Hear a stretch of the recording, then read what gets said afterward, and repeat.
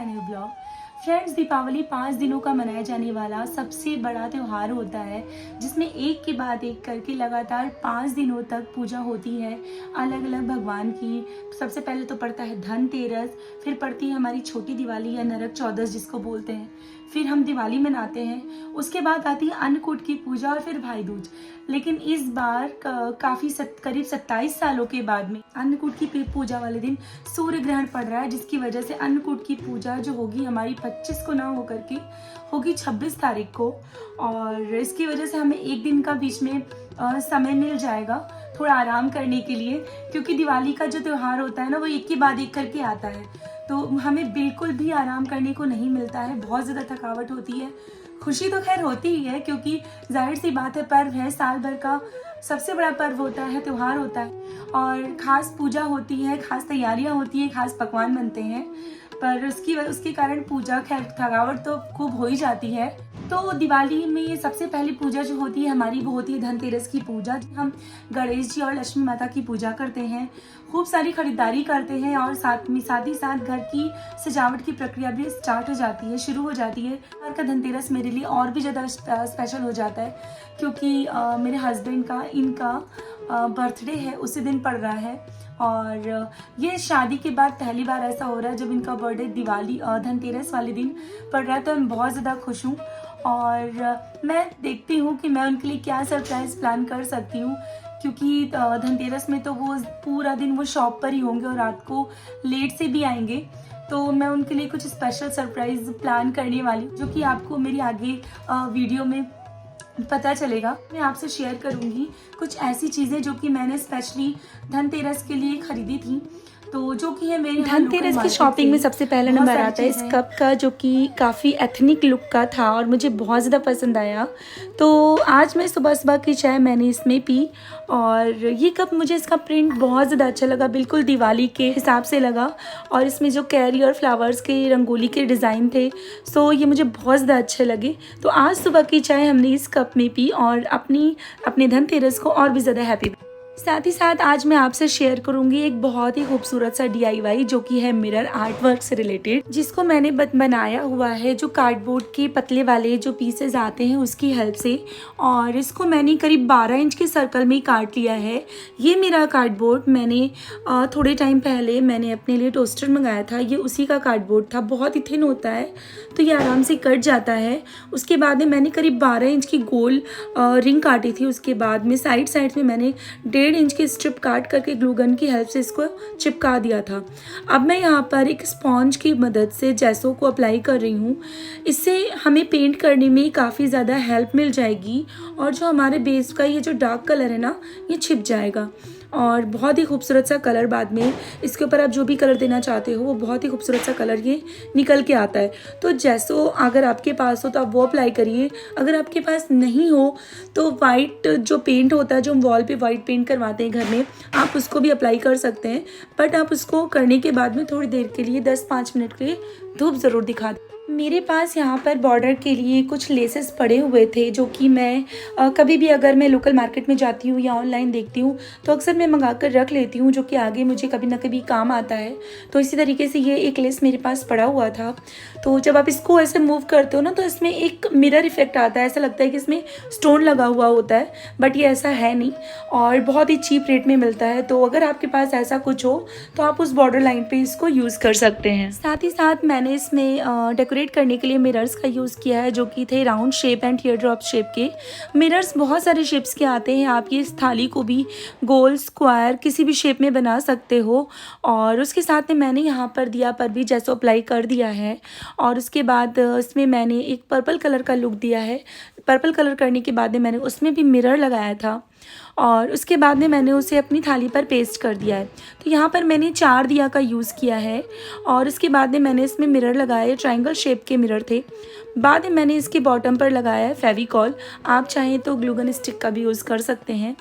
और मुझे लगा था कि कुछ खाली सा, इसलिए मैंने यहाँ पर और भी ज़्यादा मिरर्स को ऐड कर दिया है और ये बहुत ही ज़्यादा खूबसूरत लगने वाला एक थाल बनकर तैयार हुआ था। आप चाहो तो इसको फुल्ली कवर्ड कर सकते हो मिरर से, बट मुझे इतना सफिशिएंट लगा।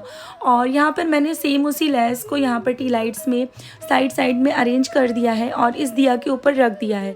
अब आप इस दिया से चाहे रंगोली बनाइए या अपनी टेबल को सजाइए, ये आपके ऊपर डिपेंड करता है। ये बहुत ही खूबसूरत सा दिखने वाला एक DIY तैयार है और आप इसको ज़रूर से बनाइएगा किसी भी शेप में, किसी भी कलर में। ये बहुत ही खूबसूरत लगने वाला एक DIY दीपावली के लिए बनकर तैयार हो चुका है।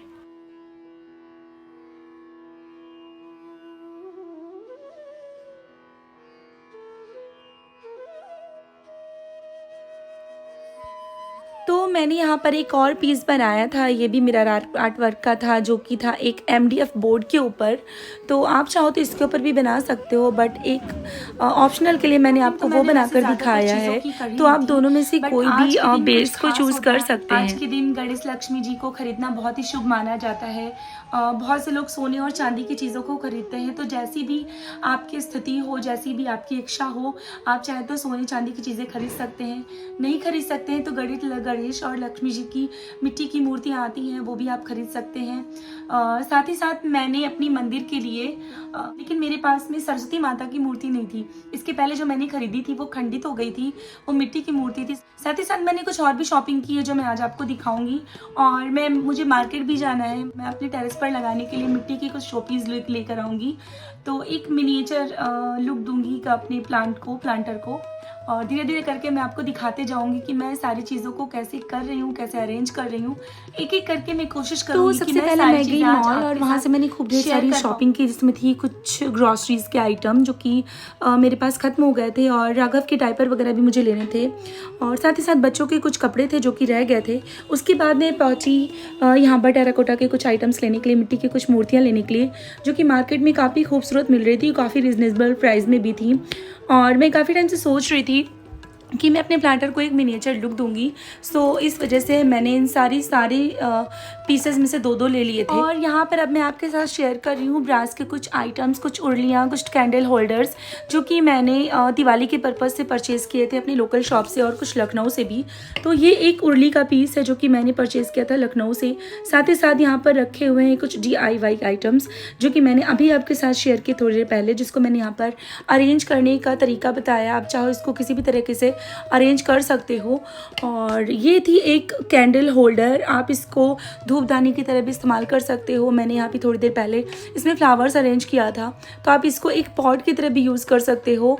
और ये ब्रास का है, ये बहुत ही रीज़नेबल प्राइस का मुझे पड़ा। तो ये 2-3 आइटम्स तो मैंने लोकल्स मार्केट से अपने मॉल से लिए थे, बट इसके अलावा कुछ ऐसी भी चीज़ें हैं जो कि मैं लखनऊ से लेकर आई थी जब मैं अभी थोड़े दिन पहले लखनऊ गई थी। तो ये मुझे बहुत ही ज़्यादा अच्छा लगा और काफ़ी स्टडी था, काफ़ी ड्यूरेबल था। तो यहाँ पर मैंने इसको अरेंज किया है एक टी लाइट होल्डर की तरह, और मैंने यहाँ पर इसमें एक डाली है टी लाइट, और अब मैं इसको जलाकर आपको यहाँ पर रख के दिखाऊंगी कि ये कितना खूबसूरत लगता है।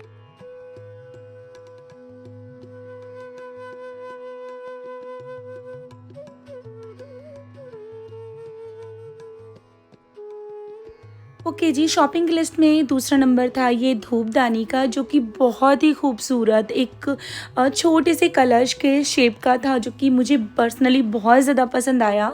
और ये मैंने ऑनलाइन मंगाया था, ये मैंने अमेज़ॉन से परचेज़ किया था। ये करीब मुझे 800 का पड़ा था और बहुत ही खूबसूरत है। इसको भी आप किसी भी तरीके से यूज़ कर सकते हो, आप इसको चाहो टी लाइट या धूपदानी की तरह यूज़ कर सकते हो।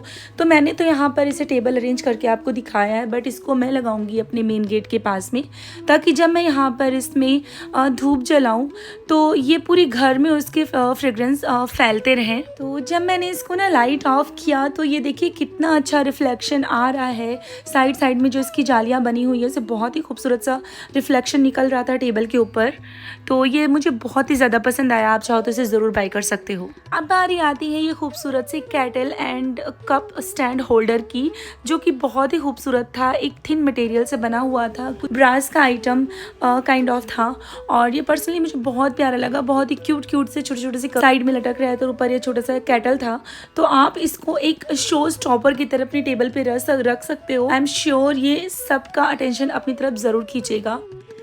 साथ ही साथ मैंने यहाँ पर मंगाई थी कुछ उर्ली जो कि 2 या 3 तरह के थे, और ये था एक अगरबत्ती स्टैंड जिसको मैंने मंगाया था ऑनलाइन। मैं यहाँ पर आपको ये टी लाइट रख के दिखा रही हूँ। आप चाहो तो इसको पानी के साथ या फ्लावर के साथ भी डेकोरेट कर सकते हो। आप इसको रंगोली के बीच में रख करके किनारे से फ्लावर से या रंगों से भी डिज़ाइन कर सकते हो। साथ ही मैंने यहाँ पर एक उर्ली का सेट और भी मंगाया था जो कि 3 के सेट में मुझे मिला था, और ये अमेज़ॉन का फेस्टिव सेल अभी जो आकर गया इसको मैंने उससे लिया है, और ये मुझे करीब 1500 का 3 का सेट मिला था। बहुत ही रिजनेबल प्राइस का था।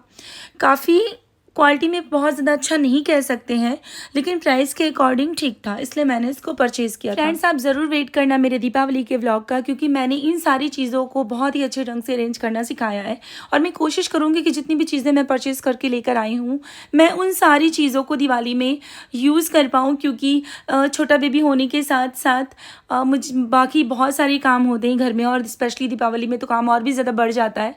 तो मैं कोशिश करूँगी कि मैं इसको डिफरेंट टाइप से आपको अरेंज करना सिखाऊं, जैसे कि मैंने अभी यहाँ पर वीडियो में आपको बताया है। मैंने एक इसमें 3 टायर टावर बनाकर आपको दिखाया है। आप चाहें तो इसको ऐसे भी अरेंज कर सकते हैं फ्लावर्स की हेल्प से। तो ये टोटली डिपेंड्स ऑन यू, आप इसको जैसे भी अरेंज करना चाहें। और अगर कुछ नया तरीका है अरेंज करने का तो प्लीज़ कमेंट सेक्शन में मुझे ज़रूर बताइएगा कि आप इसको किस तरह से अरेंज कर सकते हैं। तो अगर मुझे वो पसंद आएगा तो मैं उसको अपने डेकोरेशन में ज़रूर ऐड करूँगी। अगर आप भी मेरी तरह से एक एथनिक लुक देना चाहते हैं अपने फेस्टिवल को, तो आप इसको ज़रूर ट्राई करें। ये बहुत ही अच्छा कॉर्नर बनकर तैयार हो जाता है, जो कि काफ़ी ज़्यादा सेटिस्फाइंग होता है और आपकी फेस्टिवल को, आपके त्यौहार को और भी ज़्यादा खुशियों से भर देता है। जब भी आप कुछ चीज़ें अपने हाथ से क्रिएट करते हैं, कुछ एक साइड, एक कोना आप अपने हाथ से क्रिएट करते हैं, सजाते हैं, तो फेस्टिवल का जो माहौल होता है, जो फेस्टिवल होता है, वो और भी ज़्यादा अच्छा हो जाता है।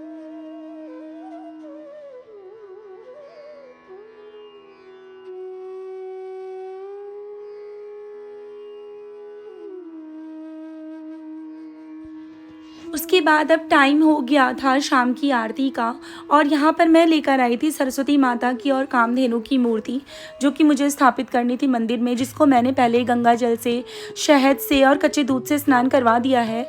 उसके बाद में मैं अब इनको वस्त्र पहनाकर इनको स्थापित कर दूँगी, दिया बत्ती कर दूँगी, क्योंकि समय अब आरती का हो चला है। उसके बाद में मुझे इनको सरप्राइज़ देने के लिए शॉप पर भी जाना है, जैसा कि मैंने आपको बताया था कि आज इनका बर्थडे है। और मैं हमेशा से जब भी 23 अक्टूबर होता है तो मैं हमेशा से इनका बर्थडे 12 बजे रात को मैं केक कट करती हूँ। तो आज तो ये 12 बजे घर पे अवेलेबल नहीं हो पाएंगे, इसलिए मैंने सोचा है कि मैं इनको दुकान पर जाकर ही बर्थडे सरप्राइज़ दूँगी।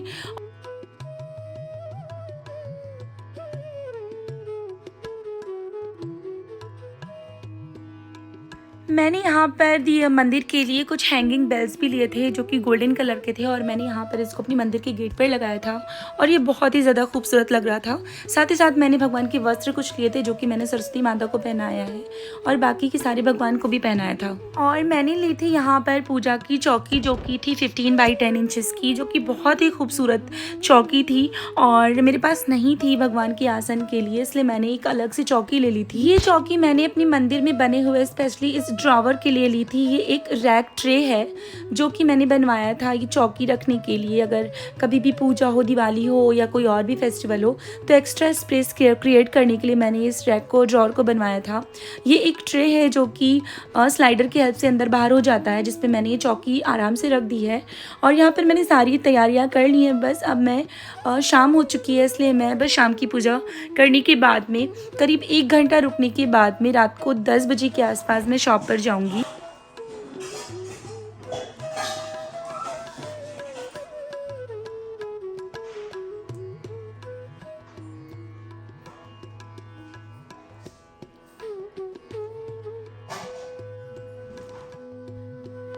फाइनली मैं इनको सरप्राइज़ देने के लिए शॉप पर पहुंच गई थी, और ये देखिए ये केक का क्या हाल हो गया था, क्योंकि मार्केट में भीड़ बहुत ज़्यादा थी, तो इसलिए ये केक ऐसा हो गया। फ्रेंड्स, आप कैंडल का नंबर देखकर बिल्कुल भी चौंकिएगा मत, क्योंकि आज भी जब भी इनके बर्थडे पे या मेरे बर्थडे पे कोई भी केक कट होता है तो वो मेरे बर्थडे पे 16 का कैंडल लगाते हैं और मैं उनके बर्थडे पे 18 का कैंडल लगाती हूँ। तो ये थोड़ा सा खुशनुमा माहौल हो जाता है, बहुत ही ज़्यादा मज़ा आता है। और पीछे हमारे स्टाफ्स भी देखिए वो मोबाइल से शूट कर रहे थे कि भैया का 18 बर्थडे है। और हम लोगों ने बहुत इंजॉय किया, बहुत मस्ती की शॉप पर। इन्हें बहुत अच्छा लगा क्योंकि जब मैंने ये केक कट किया तो रात के करीब 2 बज रहे थे। आप विश्वास नहीं करेंगे, मैंने वहाँ बैठे बैठे इन्हें हैप्पी बर्थडे बोला, कस्टमर्स थे और काफ़ी ज़्यादा मज़ा आया, बहुत इन्जॉय किया। तो फ्रेंड्स, आज का व्लॉग मैं यहीं पर ख़त्म करती हूँ और आपसे अगले व्लॉग में मिलूँगी। और आप मुझे प्लीज़ कमेंट में बताना कि आपको आज का मेरा व्लॉग कैसा लगा, दिवाली का डेकोरेशन कैसा लगा। और अगर आपने मेरे वीडियो से कुछ सीखा हो तो मुझे प्लीज़ कमेंट में लिख के बताना। अगर आप मेरे चैनल पर नए हो तो प्लीज़ सब्सक्राइब करना, लाइक करना, शेयर करना और अब मेरी आगने वाली वीडियो का प्लीज़ वेट करना। और ठीक है फ्रेंड्स, मिलते हैं आपसे अपने अगले व्लॉग में। तब तक के लिए good night, bye bye, sweet dreams, Radhe Radhe, happy Dhanteras and happy Diwali.